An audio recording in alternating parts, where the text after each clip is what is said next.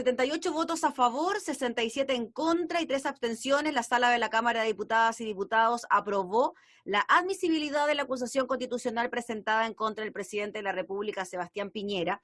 Esto luego de una maratónica intervención del diputado acusador Jaime Naranjo, que, entre otras materias, logró la unidad de la oposición para aprobar esta admisibilidad y que ahora tenga la posibilidad de ser revisada por el Senado. Uno de los parlamentarios que votó a favor fue el diputado Ricardo Celis, con quien nos contactamos de inmediato. ¿Cómo está, diputado? Muchas gracias por recibirnos. Muy bien, Gabriela, ¿qué tal? Yo creo, oye, que el diputado Naranjo le puso épica a esto. ¿Ah? La verdad, sea dicho. ¿Ah? Fue bien impresionante lo que ocurrió con estas más de 14 horas de intervención. Él decía que tenía preparada entre 1.200 y 1.300 hojas de argumentación. Al parecer las leyó todas, o la mayoría. Leía todo, por lo menos. Y con una argumentación también por parte de la defensa que fue bastante larga, más de 5 horas también por parte del abogado. En términos generales, diputado, antes de entrar en el detalle de la acusación, lo que se viene, ¿cómo vio usted la jornada del día de ayer con esto que estamos conversando? Porque algunos dicen que fue épico, que el diputado Naranjo merece todos los respetos, que se la jugó finalmente por el curso de esta acusación, y hay otros que siguen calificándolo como un show político, un aprovechamiento, que se enloda incluso el trabajo parlamentario. ¿Cómo lo ve usted? Yo creo que en democracia no se puede permitir que las autoridades, cualquiera sea, pero más aún la primera autoridad del país, la primera magistratura de la nación, genere estas opacidades y que finalmente sea porque lo conocimos por publicaciones extranjeras, que él ha ido a paraísos fiscales, que ha hecho negocios, que está involucrado un área de mucho interés desde el punto de vista medioambiental, que ha sido defendida por largo tiempo, por largos años. No es que haya surgido ahora su nombre de la zona de Dominga, sino que viene hace muchos años la defensa de Dominga, y que el presidente esté involucrado allí y su familia, que se hayan omitido los nombres, que su familia está involucrada en ese negocio en su oportunidad. Yo creo que son cuestiones muy graves porque las democracias deben apuntar a la transparencia, la corrupción debe ser combatida de todos modos, de todas maneras, y estas formas son formas de corrupción también, que obviamente dañan el país, dañan la democracia, y por eso yo voté a favor de la acusación constitucional. Hay un tema específico tal vez allí que tiene que ver con los tiempos, con la temporalidad, ¿cierto? Los hechos que ocurren en el primer periodo respecto a los hechos del segundo periodo.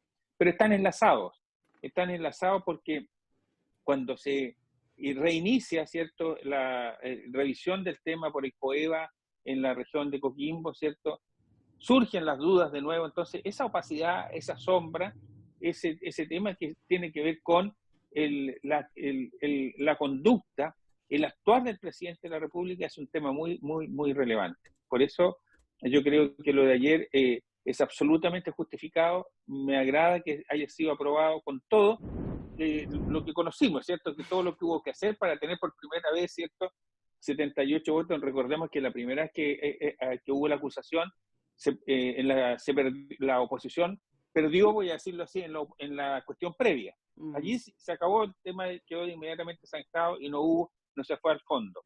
En esta ocasión, el presidente renuncia, ¿cierto?, a la revisión de la cuestión previa y va directo al fondo, y aún así queda entonces este resultado. Y para lograr este resultado, obviamente hubo que hacer todo esto que la gente conoció respecto a esperar al que terminara su cuarentena el diputado Jackson, que viniese desde el sur, ¿cierto?, o la zona centro-sur, el diputado Sabac. Entonces, los resultados, las cosas se miden por resultados, y el resultado fue el esperado, digamos, en ese sentido. Y como muy bien dices tú, hubo un hito de un logro de la oposición en un tema particularmente significativo desde el punto de vista de lo que es la conducta, de lo que son los valores, lo que se espera de la democracia.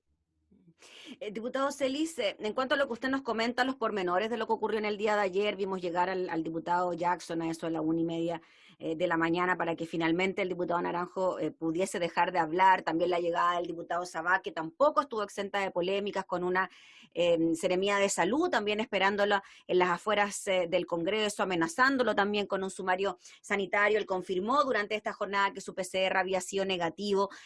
Llegar a este tipo de circunstancias, ¿usted cree que pudiese haber sido evitable si es que, por ejemplo, esto se hubiese podido votar en la jornada de hoy o si finalmente se hubiese aprobado un voto telemático? ¿Cuál cree usted que podrían haber sido las alternativas ante esto? Se le pidió a la mesa poder fraccionar la acusación de tal manera de votarla cuando estuviesen todas las personas que interesaba que estuviesen en la sala, los que están inhibidos, ¿cierto?, por una cuestión que es ajena a ellos, ¿cierto?, como es el caso de haber sido contacto estrecho. Porque entonces, claro, si ellos se hubiesen alejado por una decisión propia, no corresponde pedir fraccionamiento ni votación en otro momento, no. Pero aquí hay una situación absolutamente externa, imprevista, ¿cierto? Estaba fijado de antemano el calendario, el timing de esto, entonces creo que lo que la mesa pudo haber sido más flexible. Lo que hace la seremía y lo que hace la institucionalidad de gobierno para impedir o para retener al diputado Sabat, creo que habla muy mal, creo que es muy negativo, me parece pésima señal. O sea, finalmente, tú recordarás que la gente, cuando fue el plebiscito y era COVID positivo, pudo ir a votar porque es un derecho constitucional que las personas tienen de ir a votar. La gente pudo ir a votar, siendo COVID, estando enfermo, pudo ir a votar. Y aquí se pretendía retener a alguien que se hace un PCR supuestamente, ¿cierto?, en búsqueda activa de casos, que se lo hizo así porque su sintomatología era que cansancio. O sea, yo hoy día si me hago un PCR tendría que quedarme encerrado, entonces, ¿te fijas? Entonces, porque el cansancio tengo. Entonces, claro, yo creo que hay allí un tema de que no habla bien del proceder de la autoridad. Pero yo creo que hay que olvidemos eso, vayamos al fondo. Yo creo que el fondo es finalmente que quede claro que en Chile las primeras autoridades no pueden hacer actos o acciones que sean reñidas con la probidad. Diputado Celi, y en relación a lo que pudiese ocurrir si es que el presidente de la República finalmente es destituido de su cargo, hay algunos sectores que dicen que sería una mala señal para la imagen país, que en términos internacionales esto no sería bien visto, pero hay otros que dicen que, bueno, como usted lo plantea, la primera autoridad del país no puede estar entrometido en ciertas acciones irregulares que involucren también la honra de la nación. ¿Cómo ve usted esos dos argumentos? Yo creo que cuando los países actúan actúan correctamente, la imagen del país crece.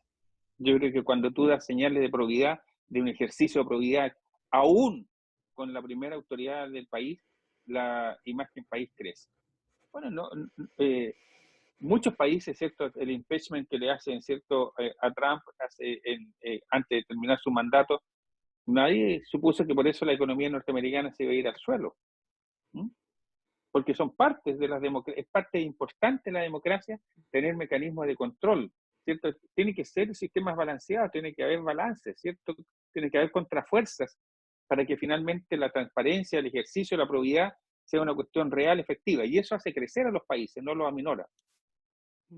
Diputado, sabemos que esta votación no es definitiva, falta todavía el trámite en el Senado y allí no se necesita solo mayoría simple, sino contar con los 2/3 del voto favorable de los senadores y senadoras. ¿Cómo ve usted esa posibilidad? El senador Pizarro decía que esto podría verse el próximo lunes en el Senado.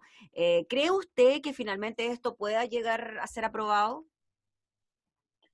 Se ve difícil, si uno mira el historial del Senado, se ve difícil, pero yo creo que la Cámara de Diputados da una señal súper potente al país.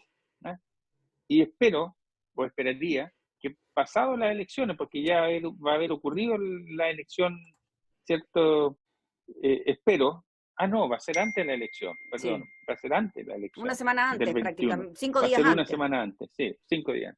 Bueno, a mí me parece estupendo, yo creo que cuando se avanza en transparencia, siempre es positivo, siempre es positivo. Y si el Senado lo hace y toma esa decisión, bienvenido sea. El proceso eleccionario no se va a detener, va a continuar. ¿Usted cree que finalmente la estrategia, si podemos llamarla estrategia por parte del oficialismo, de hacer que esta sesión se extendiera por más de 20 y tantas horas, que el diputado Naranjo hablara más de 14 horas, que se lograra esta unidad de la oposición, le salió finalmente el tiro por la culata? Y claro, veíamos cómo el senador Naranjo era trending topic en las redes sociales, todos hablaban de él, hablaban de lo que decía usted, épica, mística, etcétera. ¿Cree usted que al final se dio vuelta el sartén por ese lado? Sí, claro, yo creo que se dio vuelta. Yo creo que el gobierno intentó dar vuelta a votos hasta los últimos minutos, ¿no? Con llamados directos, así que es un hecho conocido.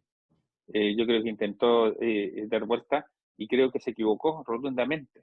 Se equivocó porque como habíamos sido la oposición tan desunida, finalmente llegábamos a resultados siempre que dependía de uno, de dos, de tres, que no votaban, etcétera. Y en esta ocasión hubo realmente una decisión y esa decisión tuvo sus frutos. Yo estoy contento, fíjate, estoy contento por Chile. Creo que le hace bien a Chile saber que hay contrapesos y que no se va a permitir ni ahora ni nunca se debe permitir, como te digo, la falta de probidad. Es un tema muy importante porque, y es más, cuando dicen algunos, no, esto nos va a hacer caer como país en nuestro ritmo, en nuestra calificación internacional. No, las calificaciones internacionales en los países transparentes mejoran, no disminuyen. Los países crecen, los países se hacen mejores. Diputado Celis, en la interna costó mucho convencer a los que estaban más o menos indecisos de aprobar esta acusación. Hubo abstenciones, de todas maneras, pero a los que finalmente votaron a favor, había muchos de ellos que quizás estaban indecisos. ¿Costó mucho convencerlo? En nuestra bancada, yo pensé que estoy independiente, ahora me quedé en la misma bancada, ¿cierto? En nuestra bancada fue fácil, ¿eh? Hubo convicción. Cuando se liberan los documentos, ¿cierto? Conocidos internacionalmente, los Pandora Papers, ¿cierto? Fue un golpe duro. Fue un golpe duro y un poco de enojo, de enojo de cómo pasa esto. Es más, yo creo que el presidente Piñera le hace mucho daño a la coalición, a su coalición, con eso. La daña mucho, la deja en entredicho. Ya, ¿cierto? A raíz de la UDI en su momento con Penta, estaba pero absolutamente dañada. El presidente colabora en el daño, ¿cierto? A Chile Vamos Chile, no sé, como le produce daño por este tema que tiene que ver justamente con sus conductas respecto a los negocios. Una semana que también se ve compleja para el gobierno en otras materias, ¿no? De lo que pueda seguir votándose tanto en la Cámara como en el Senado. Sí, pues ahora vamos a votar la continuidad del estado de excepción constitucional. Ahí se ve más relativo, ahí no sé qué va a pasar. Y el cuarto retiro también, que falta todavía trámite, pero veremos ahí lo que pasa. Sí. Diputado Celis, le agradecemos como siempre la posibilidad de conversar con nosotros, así que esté muy bien, que tenga una buena jornada. Eso espero. Ya, eso, chao, diputado. Listo, gracias. Chao. Era el diputado Ricardo Celis hablando entonces sobre la aprobación en la sala de la Cámara de la acusación constitucional en contra del presidente de la República.